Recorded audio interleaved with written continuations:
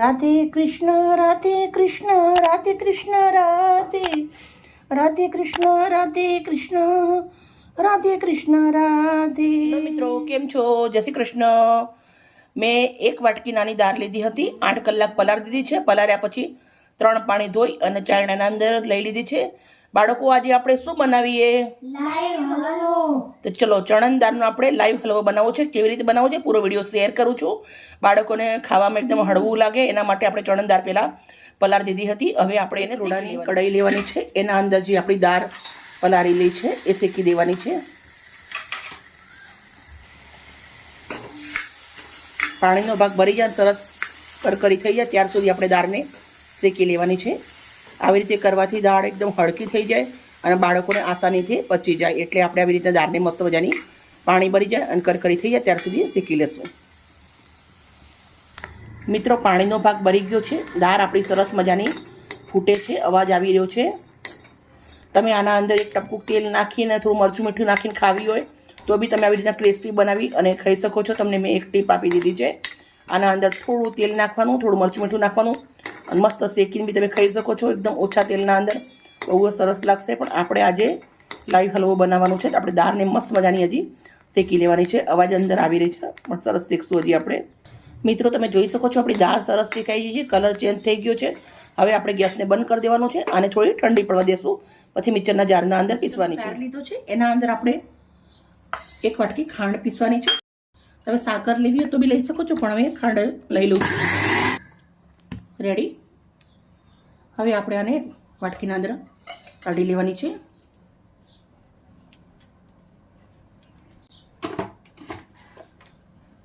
એ જ મિક્સરના જારના અંદર આપણે જે ચણાની દાળ શેકેલી છે ઠંડી પડી ગઈ છે એ આપણે નાખી દેવાની છે. એને આપણે દરદરી પીસી લેવાની છે.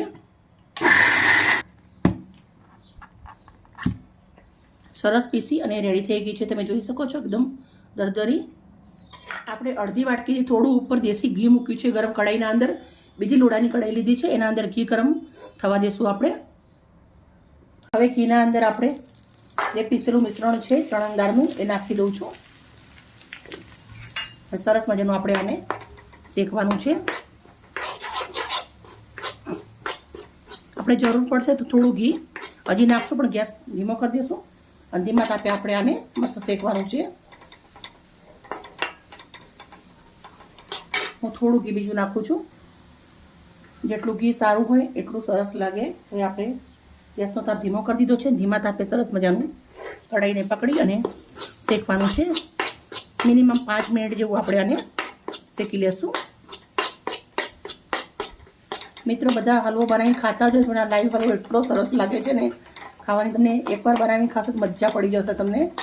આપણે સરસ મજાનું આને શેકી લેશું. મિત્રો આના અંદર આપણે થોડું ઘી હજી નાખવાનું છે. ટોટલ આપણે 1 વાટકી ચણાની દાળ હોય તો 1 વાટકી એટલું ઘી જાય, 1 વાટકી ખાંડ જાય. જેવી રીતના મગદર બનાવતા હોય એ હિસાબથી જ બનાવવાનું છે આપણે. પણ આ લાઈવ હલવો છે એકદમ ગરમા ગરમ મસ્ત લાગે.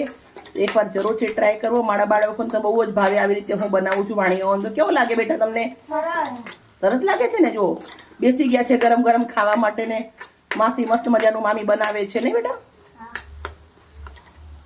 મિત્રો સરસ મજાનું શેકાઈ ગયું છે, મસ્ત સુગંધ આવી રહી છે. તો હવે આપણે અંદર 1 મોટી ચમચી એટલી ખસખસ નાખી દઉં છું. પછી આપણે 2 ચમચી એટલા કાજુ નાખવાના છે. 10 નંગ એટલા કાજુ છે. પછી 15 નંગ એટલી બદામ નાખી દેવાની છે. પછી આપણે અંદર 5 નંગ ઇલાયચી છે, થોડું જાયફળ મેં ખમણીને લીધું છે, ઇલાયચીના દાણા છે.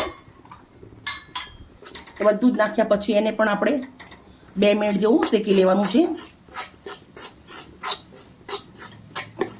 ડ્રાયફ્રૂટ તમારા જોડે જે બી હોય એ તમે ઓછા વધારે કરી શકો છો. જેટલા ડ્રાયફ્રૂટ હોય એટલા સારું લાગે. ના હોય તો બી એમને બી ચણાની દાળ ફ્રેશ શેકીને બનાવ્યું છે એટલે મસ્ત લાગશે. 2 મિનિટ જેવું આપણે શેકી લેવાનું છે આને. મિત્રો સરસ મજાનું શેકાઈ રહ્યું છે, પણ આપણે થોડો કલર લાવવો છે એટલે આપણે થોડો ફૂડ કલર નાખું છું, 1 ચપટી એટલો. તમે ના નાખો તો બી ચાલે.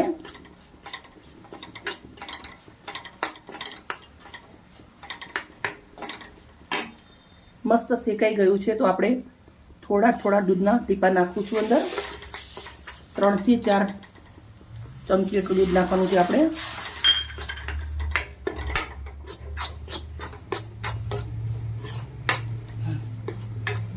દૂધ મેં એટલા માટે નાખ્યું, જે કલર નાખેલો છે આપણો એ સરસ મજાનો લાગી જાય એના માટે આપણે દૂધનો ઉપયોગ કર્યો છે.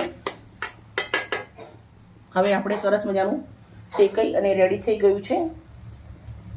હવે આપણે અંદર તમે જોઈ શકો છો ઘી છૂટી ગયું છે અને કઢાઈ છોડે છે. દૂધ નાખ્યા પછી મેં 2 થી 3 મિનિટ સુધી શેકી લીધું છે. હવે આપણે જે પીસેલી ખાંડ લીધી છે એ નાખું છું. ખાંડ નાખ્યા પછી આપણે મિક્સ કરી દેવાનું છે. ગેસને બંધ કરી દેવાનું છે. સરસ મિક્સ કરી દેશું. આપણો ચણન દાળનો લાઈવ હલવો બની અને રેડી થઈ ગયો છે. સરસ મિક્સ કરી અને આપણે તમને સર્વ કરું છું. સરસ મજાનું પ્લેટ લીધી છે, પ્લેટના અંદર સર્વ કરું છું.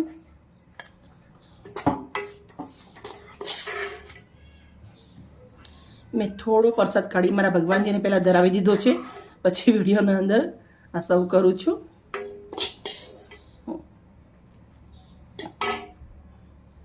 મિત્રો આપણે સરસ મજાનો લાઈવ હલવો નીકાળી દીધો છે, પણ હું એક કંદીલાનું પાન લગાવું છું આપણે ડેકોરેશન કરવા માટે. બાય મિત્રો, કાલે આવી નવી રેસીપી સાથે. વિડીયો સારી લાગી હોય તો પ્લીઝ મને એક લાઇક કરજો. તમારા ઘરે બાળકો અને ભાણિયા અને પરિવાર જોડે બનાવીને જરૂરથી ખાજો. Okay, bye bye. કાલે મળી નવી રેસીપી સાથે.